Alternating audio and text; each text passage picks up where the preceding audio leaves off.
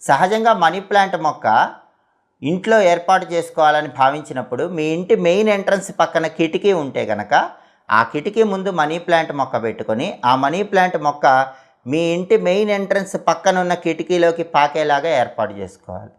Money plant మొక్క ఎప్పుడు పైకి పాకాలి, కిందకి పాకకూడదు. పైకి పాకే విధంగా ఒక కర్రను కట్టాలి. అలాగే మనీ ప్లాంట్ మొక్కకి పసుపు రంగుల ఆకు వస్తే కనుక దాన్ని కట్ చేసేయాలి. మనీ ప్లాంట్ మొక్కకి ఎప్పుడూ కూడా గ్రీన్ కలర్ ఆకులే ఉండాలి. లక్ష్మీ కటాక్షం కలగాలంటే మాత్రం ఎవరైనా ఇంటి ఆవరణలో మనీ ప్లాంట్ మొక్క ఆగ్నేయం మూల ఉంచాలి.